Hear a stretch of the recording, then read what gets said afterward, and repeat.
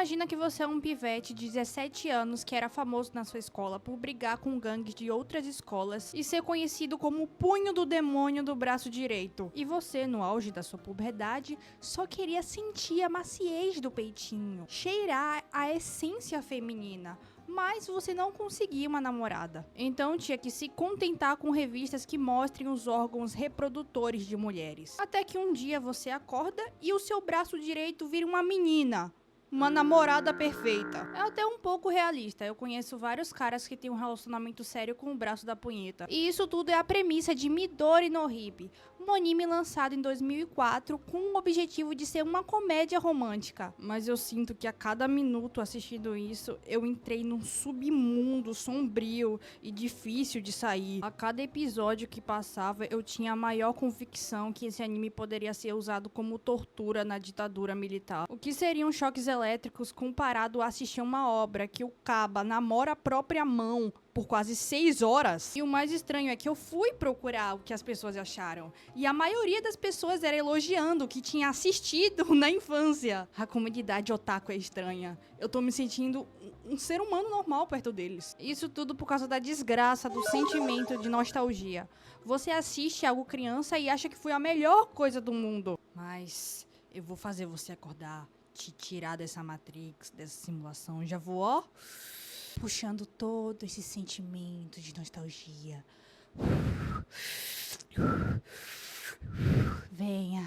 Venha pro caminho da luz. Mas, antes de tudo, eu sou a Skykness, já vai deixando logo o like nesse vídeo, se inscrevendo e hypa o vídeo, que é muito importante espalhar a palavra do nosso canal por aí. Seiji é o nome do protagonista, conhecido por dar uma surra em todas as gangues com seu punho direito. E ele é extremamente obcecado em arranjar uma namorada, mas com essa fama de valentão, as meninas ficam com medo. Acho que nenhuma mulher escolheria um cara que teria grande potencial em virar um agressor doméstico, né?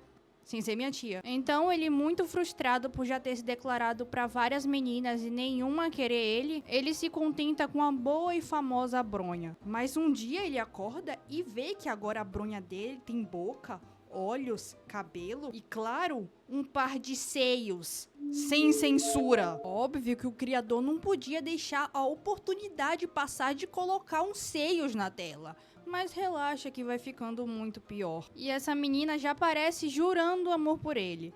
Ela é típica daquelas meninas fofinhas de anime, delicadinha, que faz tudo pelo macho, que se pudesse morria por causa dele. E de longe, o que eu acho mais estranho é que essa menina que apareceu não é a mão que se transformou em uma menina. Ela existe na vida real. E ela admite que gosta do Seiji e que observa ele todos os dias, faz anos. E ele não tem a puta ideia de quem ela é. O cara vive o anime todo sendo perseguido por gangues e ele, que é obcecado em ter uma namorada, não percebe que tem uma menina secando ele e perseguindo faz anos. Ele pergunta onde seria a casa dela e vai até lá pra tentar reverter esse problema. Aí a mãe dela o reconhece e deixa ele entrar.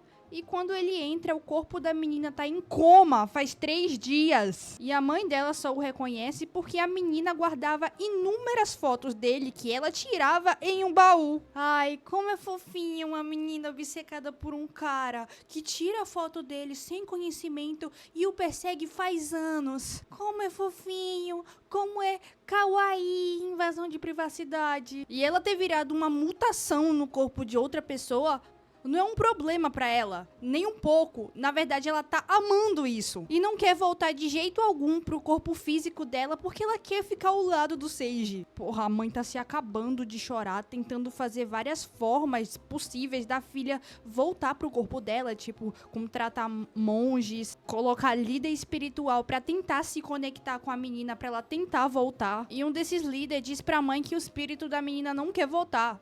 E ela não quer mesmo. Imagina carregar uma filha 9 meses na barriga pra vir uma menina que prefere ficar com o cu enfiado no braço de um nóia. Ai, como é o orgulho da família. Aí a mãe deixa ele a sós com a menina em coma e ele diz pra menina pra ela tentar se incorporar no corpo dela. Só que daí ele abaixa a coberta e a menina tá pelada com os peitão pra fora. Que isso, pra tá em coma é obrigatório ficar peladinho da Silva? Parece até que queriam facilitar o trabalho do funerário. Aí a mina vai tentar se incorporar no corpo e fica se enfiando nos próprios peitos. E aí a mãe, os cuidadores aparecem bem na hora e fica parecendo que ele tá tocando nos peitos dela. Porque ela é a mão direita. Entenderam o humor da tirinha, gente? Que parece que ele tá assediando o corpo dela em coma, gente. Mas não é nada disso. É só ela pulando dos próprios peitos dela e fazendo barulhinhos de peitos afofados. É muita diversão nesse anime. Como eles não conseguem fazer com que ela volte com isso, eles tentam conviver juntos. E ele tem uma irmã mais velha chamada Rin, que em um episódio vai visitar ele. E ela é aquela mulher do uou, é gangsta. É ex-líder de uma gangue de motociclistas da Yakuza e é super protetora com o irmão. Aí ela volta pra visitá-lo e por acidente vê a mão dele e faz a maior chacota da cara do Seiji. E sabe quando você sente de longe o cheirinho de incesto? Tipo, quando você tem certeza que aquele personagem quer dar pro próprio irmão, mas não tem como provar. Porque ela tem umas atitudes bem bizarras, tipo entrar no banheiro que o irmão tá e tomar banho pelada com ele, mesmo ele não querendo. Pra mim, o máximo de tempo que eu não conviver com meu irmão é melhor. Porque japonês tem tanta tara em querer se envolver com gente do seu próprio DNA. Não dá nem pra dizer que é pela aparência, já que é todo mundo igual. Eles insistem em ficar colocando pontas de incenso nos animes. E se tem, é porque com certeza dá audiência. Por isso que no meu pensamento, o otaku tinha que ser separado de ser humano. Igual os sulistas querem fazer com o Brasil. Tem a espécie ser humano, que engloba todos os seres humanos, e a espécie otaku, que bate punhetinha pra peito 2D. E dá pra ver claramente que essas personagens foi escrita por um homem. Enquanto a menina mão é delicadinha, faz tudo por ele. Ai, eu sou muito fofinha. Você pode me cornear 30 vezes e me passar HIV que eu vou te amar pra sempre. A irmã tem a personalidade mais masculina, mais forte. Então entrar no banheiro pelada com o irmão de menor é só porque ela não tem frescura. Ela não é como as outras garotas que seguem o código penal. Ela é diferente. Nessa conversa, a irmã conta pra menina mão como é que o Seiji era quando criança, que era um saco de pancada entre os garotinhos. Tudo isso com os peitão de fora. Ótima conversa pra se ter com a cunhada. E a menininha, ouvindo isso, só fica mais apaixonada. Por quê? Eu não sei. Na minha vez, ninguém se apaixonou por mim porque eu sofria bullying no colégio. Tem uma menina na sala do Seiji, a Takako, que é a menina insuportável da sala. Ela é totalmente contra por ele ficar brigando com outras gangues e fica enchendo o saco dele. Então, uns caras vão até a escola procurar pelo Seiji e ela toma a frente e tenta expulsar ele, chamando-os de delinquente. Eles não gostam, dão um tapaço na fuça dela e pegaram ela pra se divertir com ela. Se é que vocês me entendem. E ninguém tem coragem de ajudar ela, até porque ninguém quer fazer aparição no Cidade Alerta. Mas mesmo com a mão fodida, o Seiji consegue brigar com os cabas lá e ajuda ela. E desde esse evento, ela nutre um sentimento por ele. Ainda mais porque ele parou de brigar com as gangues por causa da menina mão. Então a Takako acha ele um pouco mais sensível do que antes. E existe uma personagem nessa trama que é uma menininha chamada Shiori. Ela é vizinha do Seiji. E ela é feita pra ficar provocando ele porque ele não tem uma namorada.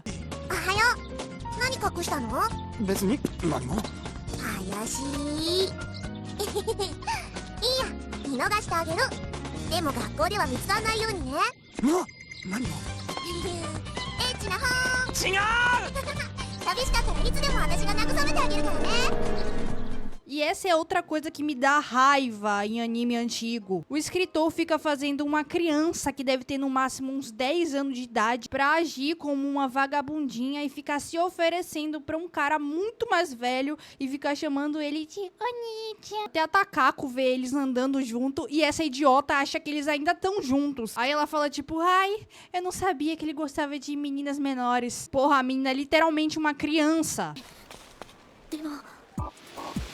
どう？20歳過ぎのおばさんより私の方がずっといいでしょ。ガキの頃から付き合っていた甲斐があったぜ。なんてことになったら、バカバカ、そんなことあるわけないじゃないの。あ、ね、一緒に撮ろうよ。はいはい。ツーショット、あんなにくっついて、もううかうかしていられないわ。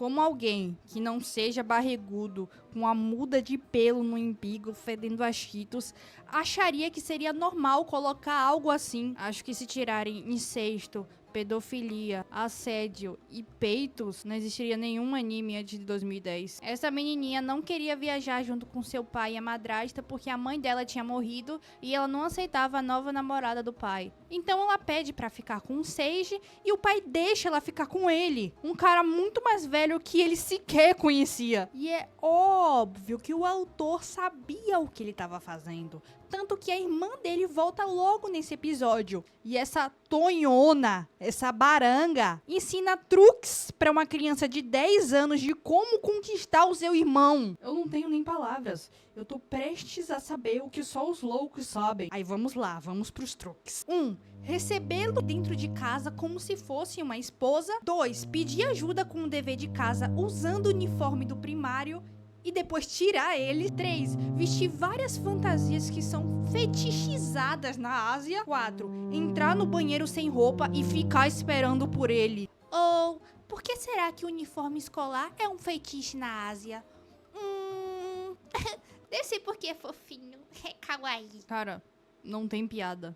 É literalmente pedofilia. Esse anime podia fazer um bingo de quantos crimes já foi cometido em menos de 4 episódios. Mas dessa família, só o Seiji é consciente. E ele fica bravo com a irmã por ter ensinado as coisas pra essa menina, porque ela é uma criança. Ele pode até ser um putenheiro, mas pedófilo não. E seguindo o assunto da criminalidade, a Takako convida ele pra ir no cinema com a desculpa de que tinha um ingresso sobrando. E como era um filme que o Seiji queria assistir, ele aceita. Mas ele não entendeu que isso era um convite para um primeiro encontro. A menina Mo até tenta dizer, mas ele acha que não é, porque a Takako só vivia enchendo o saco dele. Só que a Takako cria todo um plano mirabolante para ele se apaixonar por ela nesse encontro. Primeiro o cinema, depois ela leva estrategicamente ele para uma loja de biquíni e começa a provar todos eles pra tentar provocar o Seiji. Agora, imagina o contrário. Imagina o contrário aí, mulheres. Imagina a cena. O cara te levando pra sair e depois te levar a uma loja pra experimentar sunga de bandeira dos Estados Unidos.